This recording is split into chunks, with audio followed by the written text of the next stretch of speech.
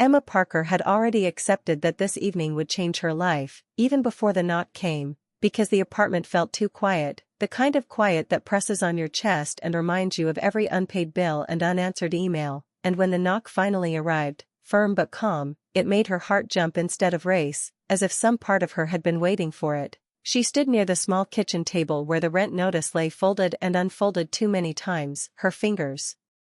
brushing the paper once more before she walked to the door, trying to steady her breathing, telling herself she was an adult, that people fell behind sometimes, that shame would not help now. But when she looked through the peephole and saw Mr. Harris standing there with 3 unfamiliar men behind him, her confidence cracked, because this was not how she imagined it, not a private talk, not a simple warning, but something bigger and heavier, and as she opened the door she felt suddenly exposed. Like her struggles were about to be shared out loud, Mr. Harris greeted her kindly, his voice low and respectful, and asked if they could come in, explaining only that the evening mattered, and though every instinct told her to hesitate, she stepped aside because running would change nothing, and soon all 4 of them stood inside her small living room, which now felt even smaller, the couch a little worn, the bookshelf uneven, the place where she had once believed her life would finally settle. The 3 men did not look threatening, just serious in different ways, one neat and thoughtful, one tired but grounded, one quiet with eyes that seemed to notice everything, and their silence made Emma's thoughts rush faster than her words ever could, because she imagined judgment, imagined eviction, imagined her life being measured and found lacking, but instead Mr. Harris surprised her by asking her to sit, not accusing, not cold, just patient, and when she finally spoke her voice shook only. At first as she explained the job loss, the interviews that went nowhere, the careful budgeting that still failed, the pride that kept her from asking for help sooner, and she spoke quickly as if speed could keep the truth from hurting too much, the men listened without checking their phones, without sighs or sharp looks, and that made her words come out even faster, spilling months of worry into minutes, and when she finished the room did not explode into anger or demands but fell into a deep, thoughtful silence that felt heavier than shouting would have been, and in that silence Emma realized something strange. No one looked disappointed in her, they looked tired in a way that felt familiar, like people who had walked the same road and remembered how long it was. Mr. Harris finally spoke, explaining that he had not brought them to pressure her but to remind her she was not alone, that each of them had once faced a moment where one missed payment threatened to undo everything, and as the men nodded quietly Emma felt something loosen in her chest, not relief yet, but the first small crack where hope might enter, because this night was not what she feared, it was something harder and softer at the same time, and as she looked at their faces she understood that whatever happened next, this moment would stay with her, because sometimes the scariest knock does not come to take something away, but to force you to finally be seen. Emma Parker's hands trembled as she settled at her small dining table, the 3 men and Mr. Harris around her, and for a moment the room felt impossibly still, as if holding its breath while she spoke. She began by telling them about the layoff that had shattered her routine and independence, the countless nights spent sending resumes that never returned answers, the calls to friends that faded into silence, and the loneliness that pressed on her chest like a weight she could not lift, and as her words poured out she realized she had not spoken this honestly to anyone, not even herself, and each sentence seemed to hang in the air. Heavy but necessary, while the men listened with patient focus, their eyes not judgmental but quietly understanding, as if they had carried similar burdens and knew how much courage it took to admit them aloud, and when she spoke of pride, how asking for help felt like surrender, her voice caught but did not break, because she could feel the space around her filled with attention and care rather than criticism. And she noticed the man with the notebook, Daniel, making small notes but mostly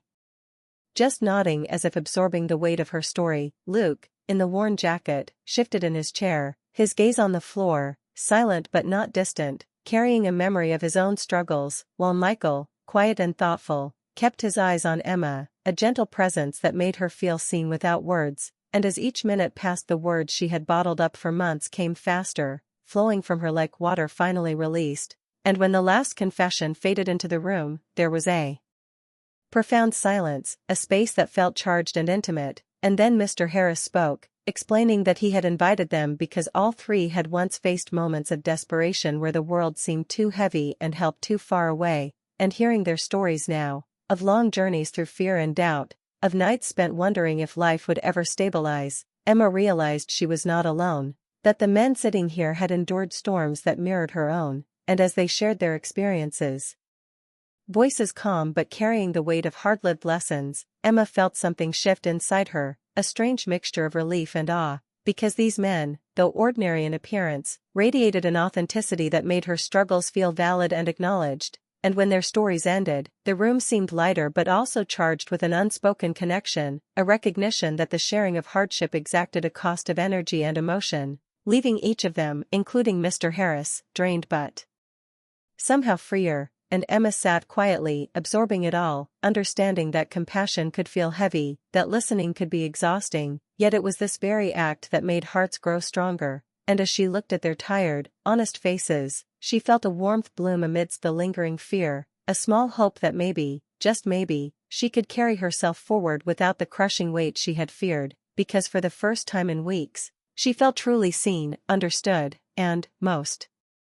unexpectedly, less alone. Weeks passed, and Emma found herself adjusting to the small, steady rhythm of life that came after the intense evening with Mr. Harris and the three men, but one afternoon, as she carried a bag of groceries through the quiet streets, she noticed Michael standing by the corner, waiting, and something in her chest tightened with a mix of curiosity and something warmer she hadn't expected. He greeted her softly, suggesting a walk to the nearby park or just a stop at the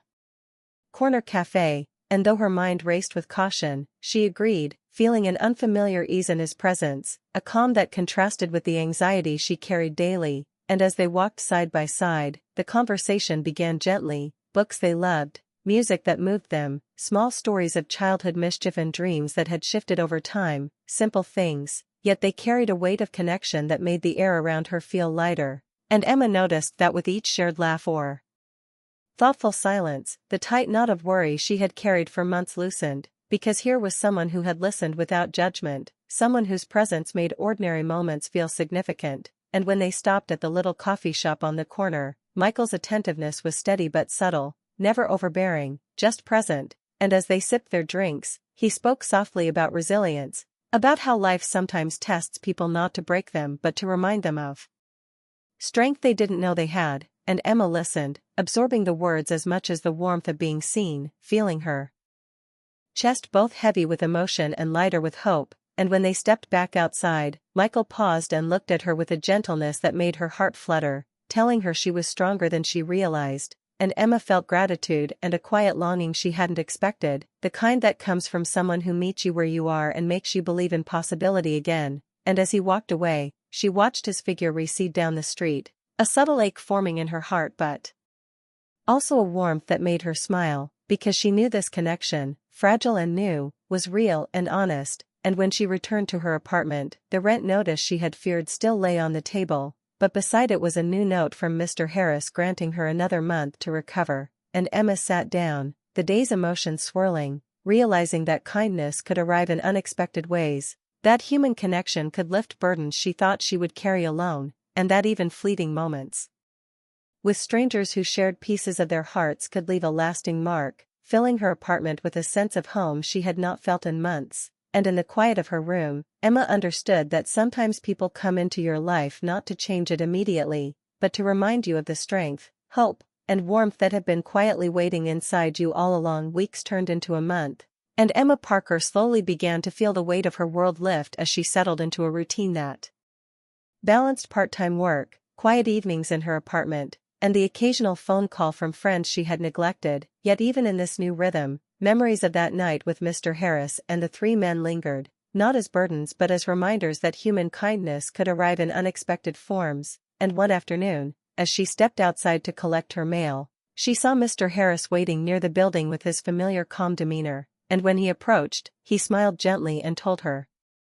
that the three men had asked about her, had spoken of the evening not as a simple visit but as a moment that touched them deeply, that meeting her reminded them why they had endured their own struggles and kept moving forward, and Emma felt a surge of emotion she could barely name, a mix of gratitude, relief, and a quiet thrill that someone could care so much without expectation or demand, and she realized then that their exhaustion that night had not come from effort but from the emotional